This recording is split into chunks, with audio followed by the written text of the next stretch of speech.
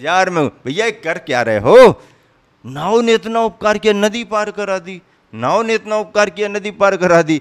तो भैया नदी में नाव का महत्व है, सड़क पर नाव का महत्व है क्या? बाजार में तुम सिर पर रखे घूम रहे, इसका मतलब क्या है? जहां नदी थी, जहां गहरापन था, जहां पानी में डूबने की संभावना थी, वहां नाव साधन थी, वहां तक नाव का महत्व था। अब नदी आपने पार कर ली, अब नदी पार कर ली है तो नाव आपके लिए अब कोई महत्व नहीं उसका। जब तक नदी में हो तब तक नाव का महत्व है। एक बार किनारे से लग गए, अब नाव आपके लिए महत्वपूर्ण नहीं है। अब आगे बढ़ने के लिए अगला साधन देखो आप, अगले साधन से कहाँ से कैसे जाना, कहाँ से कैसे जाना। लेकिन यदि हमने साधन को साधन के रूप में ही ना मान करके उसको साध्य जैसा बना लिया, तो फिर साध्य से हम वंचित रह जाएंगे, साधन ही हमारे लिए साध्य हो जाएगा। आचार्य महाराज कह रहे हैं नीति में कि अपना कार्य सिद्ध हो जाने पर बाह्य और अंतरंग दोनों प्रकार के कारण, बाह्य कारण भी होते हैं, अंतरंग कारण भी होते हैं। जैसे मान लीजिए स्कूल में आपने एडमिशन ले लिया, क्लास में पढ़ाई शुरू हो गई। बाह्य साधन क्या है? टीचर पढ़ा रहा है।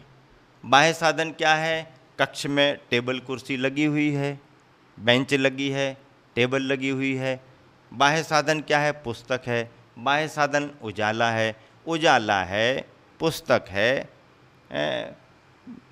बेंच टेबल है, पढ़ाने वाला टीचर है। ये बाह्य साधन है। और अंतरंग साधन क्या है?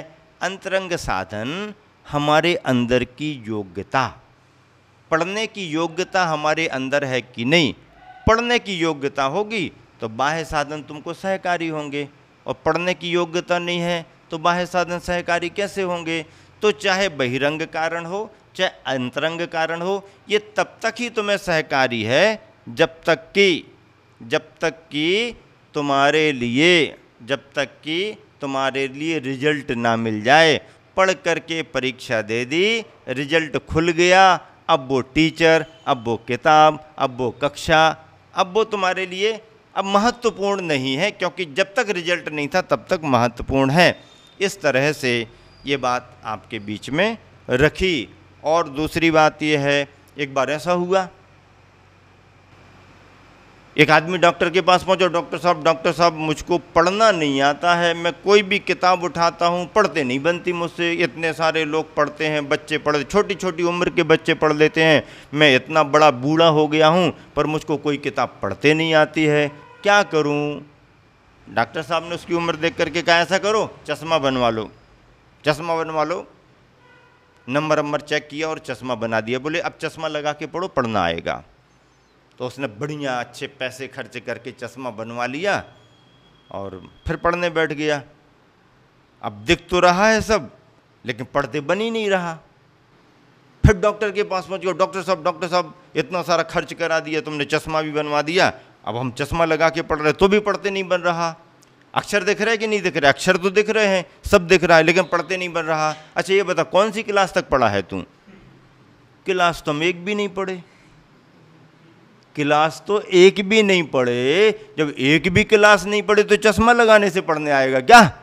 अरे भाई तुम पहले पढ़े लिखे हो, आई साइट तुम्हारी वीक हो रही हो, कोई नंबर वगैरह आ गया हो तो चश्मा लगा लो तो साफ साफ दिखेगा, पढ़ना आएगा।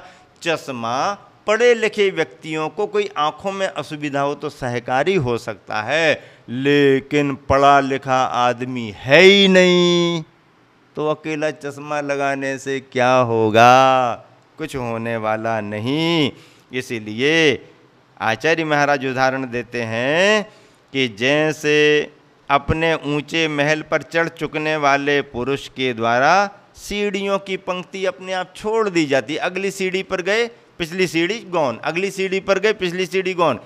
सीढ़ी चढ़ने का माध्यम है, चढ़ गए तो सीढ़ी अपने आप पीछे हो जाती है। पंक्तियां पढ़ करके विराम देता हूँ। उपादान हो निमित्त हो या गौन मुख की शर्त नहीं, उपादान हो निमित्त हो या गौण मुख्य की शर्त नहीं, कार्य पूर्ण हो जाने पर फिर कारण से कुछ अर्थ नहीं। बढ़ते बढ़ते ऊपर चढ़ते अंतिम मंजिल वह आती, एक एक कर क्रमशः पीछे सभी सीढ़ियाँ रह जाती, एक एक कर क्रमशः पीछे सभी सीढ़ियाँ रह जाती। संत शिरोमणि प्रवचन माला में इन 10 दिनों में सुनीति शतक का आधार बना करके गुरुवर आचार्य विद्यासागर जी महाराज के द्वारा लिखी हुई सुनीतियाँ सम्यक नीतियों के माध्यम से आप सभी को इतने दिनों में प्रवचन का लाभ मिला और प्रवचन श्रृंखला का यहाँ पर मैं विराम दे रहा हूँ। महावीर भगवान की जय। जितेंद्रिय की चर्चा हो रही है। जो इंद्रियों को जीत लेता है वही शांति सुधा चिर पिएगा, शांति सुधा का पान करेगा, शांति रूपी अमृत का पान करेगा। तो ये शांति रूपी अमृत किसको मिलता है? जो जितेंद्रिय हैं, जिन्होंने अपने को जीत लिया है, अपने विभाव भावों को जीत लिया है, अपने कासायिक भावों को जीत लिया है, वही जिन होते हैं। उन्हीं को जितेंद्र कहते हैं, उन्हीं को जिनेंद्र कहते हैं। ऐसे जिन जिनेंद्रों की यह अपने आप में साधना की उपलब्धियां मानी गई हैं। और शांति सुधा यानी शांति का अमृत उन्हीं जितेंद्रियों के लिए प्राप्त होता है। अगली नीति की चर्चा गुरुवर आचार्य श्री यहाँ पर कर रहे हैं। जितेंद्रियः संयमधार का सह ध्याने विलीना सहजम सदास्तु।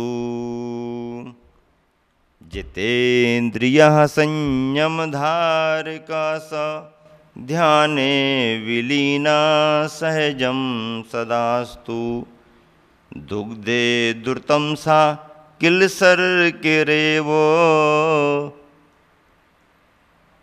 दम्यानि सद्वि करणानि तस्मात्।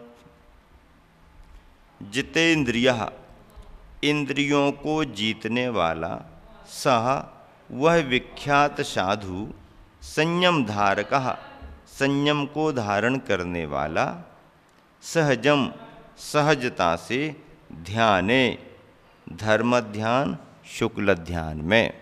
ध्याने का मतलब दोनों ध्यान, धर्म ध्यान शुक्ल ध्यान में सदा सर्वदा। ऐसा जितेंद्रीय साधक, संयम को धारण करने वाला, शांति रूपी अमृत का पान करने वाला, ऐसा साधक सहजता से, बिना किसी कठिनाई के, सहजता से ध्याने धर्म ध्यान में शुक्ल ध्यान में सदा सदा कैसा हो जाता है? निमग्न हो जाता है, लीन हो जाता है। कैसे लीन हो जाता, निमग्न हो जाता है?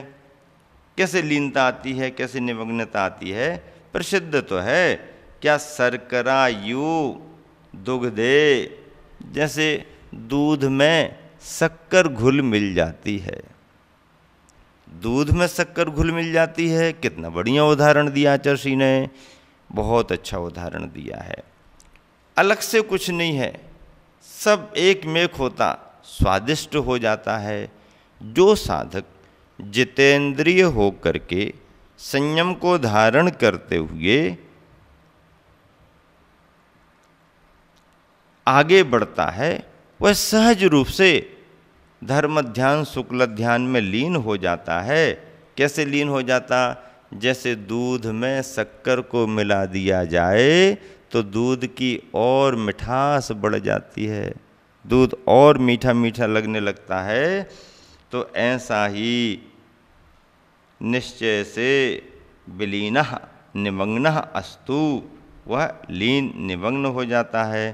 तस्मात् उस कारण से सद्भिः साधु श्रमणों द्वारा करणानि दम्यानि इंद्रियां बस में कर ली जाती हैं। इंद्रियां बस में कर ली जाती हैं। बड़ा अच्छा उदाहरण दिया है। एक शब्द समिति आता है, एक शब्द गुप्ती आता है। समिति प्रवृत्ति की ओर प्रेरित करती है। अभिप्राय यह है कि जो भी तुम काम करो सावधानी से करो। सावधानी से करने का नाम ही समिति है। समितियों में जो भी अपनी भूमिका के योग्य कार्य हैं, आवश्यक हैं, उनको सावधानी से करना पड़ता है। इसका नाम समिति है। गुप्ती किसे कहते हैं? गुप्ती में करने योग्य काम नहीं है। गुप्ती में तो लौट करके अपनी तरफ आने की बात है, लीन होने की बात है। मन को बाहर नहीं भिजाना, बल्कि बाहर जाते हुए मन को वापस कैसे लौटाना। तन से अच्छा काम नहीं कराना, अच्छा काम करते हुए तन को विश्रांति कैसे देना। वचनों से अच्छा नहीं बोलना, वचनों से अच्छा बोलना तो समिति है, लेकिन अच्छा बोलते बोलते बोलते बोलते भी अब नहीं बोलने का अभ्यास कैसे हो, तो अब अच्छे बुरे की बात नहीं है, बल्कि बोलना ही बंद करना है। बोलना ही बंद करना। इस बोलने के बंद करने का नाम वचन गुप्ती। मन के विचारों को रोकने का नाम मनोगुप्ती है। शरीर की प्रवृत्ति को रोकने का नाम काय गुप्ती है। और वचनों के व्यापार को रोकने का नाम वचन गुप्ती है। वचन व्यापार रुके, वचन गुप्ती है। मन का व्यापार रुके, मनोगुप्ती है। और शरीर की प्रवृत्ति रुके, इसका नाम काय गुप्ती है। गुप्तियाँ गोपित करने के रूप में आती हैं। गुप्तियों की परिभाषा क्या है? गोपित करना, रक्षित करना, संरक्षित करना, अपने में गुप्त हो जाना।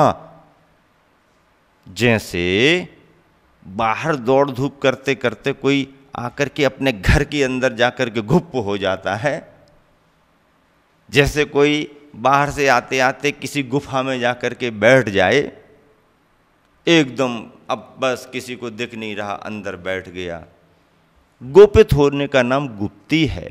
गुप्ती में अपने स्वरूप में आने की बात होती है।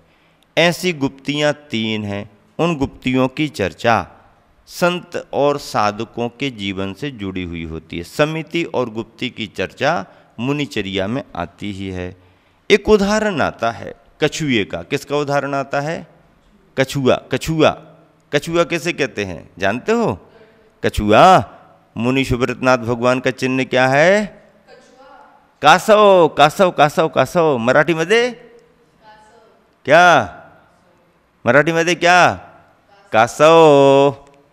हाँ, 20 में मुनि सुब्रतनाथ कछुए का चिन्ह।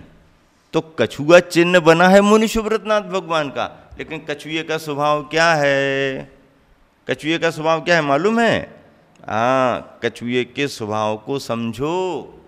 कछुए के अंदर बहुत ताकत होती है, पर उसकी ताकत कब बनती है वो अलग विषय है। कछुआ पानी में होता है, कुओं में, तालाबों में होता है। बड़े बड़े कछुए तक होते हैं भैया। अभी तो तुमने छोटे छोटे कछुए देखे होंगे, बड़े बड़े बड़े बड़े बड़े बड़े कछुए होते हैं। हमने तो एक कछुए की कहानी ऐसी सुनी, सुन करके बड़ा ऐसा लगा, अरे ऐसा भी संभव है क्या?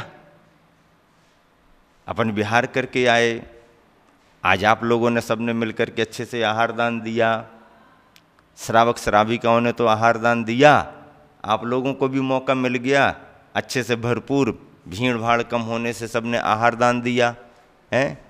5 ने 6 ने मिलकर के खूब अच्छे से दिया, दोनों जगह दिया है, यहाँ भी वहाँ भी, यहाँ भी वहाँ भी। महाराष्ट्र सरकार ने अपना पूरा काम कर लिया।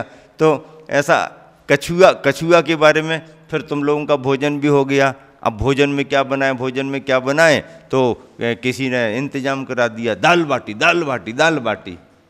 दाल बाटियाँ हो गई तुम्हारी हैं। अब बाटी ऐसे थोड़ी बनती हैं, रोटी बनने में तो फिर ये है वो है, बाटी बनने में तो फिर ऐसा करो वैसा करो, तो तुम्हारी बड़ी बड़ी बाटियाँ बन गई, आहार दान भी दे लिया, सब लोगों का अच्छे से आहार भी संपन्न हुआ। बिहार का यही तो आनंद है।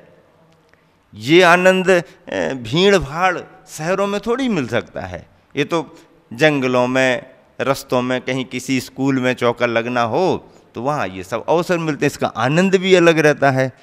तो बाटी देख करके मुझे याद आ गया कछुए का उदाहरण। क्या हुआ, एक बार बंबई के किनारे समुद्री स्थान पर और सैलानी लोग चले गए घूमने फिरने के लिए। तो घूमते फिरते अंदर अंदर जा कर के काली काली चट्टान चले गए। अंदर को जाते जाते अपन पानी के पास चलेंगे, पानी के पास बैठ करके भोजन बनाएंगे। चले गए, अब वहाँ पर एक काली सी चट्टान पड़ी थी। तो उन्होंने कहा ये साफ़ सुथरी चट्टान दिख रही है, अपन तो आज यहीं पर बाटियाँ बनाएंगे। तो उन्होंने अपने जो इंतज़ाम ले करके गए, ऐसे वैसे कंडे रख लिए, ये कर लिया वो कर लिया, ये बनाया, आटा वाटा तैयार किया, ये किया वो किया, कुछ सामान इसमें पका रहे, कुछ सामान इसमें पका रहे, 2-3 जगह रख लिया और अच्छे गोल गोल आटे को करके और ऐसे ऐसे बाटियाँ रख दी। अब सिक रही हैं बाटियाँ, ये हो रही, पलट, टाइम लगता है। रोटी तो जल्दी सिक जाती है, बाटी को पूरी सिकने में टाइम लगता है। आप ये सोचो कि खूब आँच कर दें, खूब हीट दे दें और जल्दी सिक जाए, ऐसा नहीं। उसको तो धीरे धीरे सेंकना पड़ता है।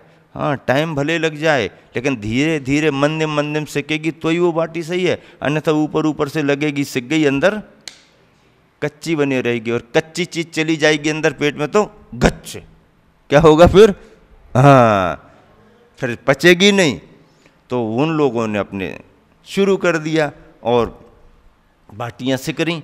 अब अभी तक तो कुछ नहीं, किसी को पता नहीं, सब बढ़िया मस्ती से बातें कर रहे, ये कर रहे वो कर रहे, अब सिकने दो, अब ये खाएंगे वो खाएंगे, आज तो यहीं पर आराम भी करेंगे भोजन करने के बाद में, ऐसा वैसा करते करते अब वो क्या है कि धीरे धीरे हिलना डुलना शुरू हो गया। अब हिलना डुलना शुरू हुआ तो लगा कि क्या बात है भाई, चट्टान हिल रही डुल रही, क्या हो रहा, कुछ समझ में नहीं आया। फिर थोड़ा सा आगे को बढ़ा तो वो पूरा का पूरा बाटी का और उस पर बैठे हुए जितने लोग वो भी आगे को सरक गए। अरे भाई ये क्या मामला है? फिर वो कनेक्शन वहाँ से कट गया और अंदर चले गए तो जितने लोग भोजन करने को तैयार थे वो बैठे और उनकी बाटियाँ भी सब रखी हैं, सामान रखा है। और देखते ही देखते कछुए ने अपने ऐसे ऐसे पैर किए और वो पानी के अंदर चला गया। तो ये तैरने लगे और बाटियाँ भी पानी में तैरने लगीं। अरे अरे अरे क्या हो गया? तब समझ में आया अपन जिसको चट्टान समझ रहे थे वो तो कछुआ था। ऐसे बड़े बड़े कछुए रहते हैं, कुछ फर्क नहीं पड़ता उनको, बैठे हैं तो तुम चट्टान समझ करके कुछ भी कर लो। और इतना करा, अब इतना होते होते थोड़ा समय लगने में हीट उसको थोड़ी लगी होगी।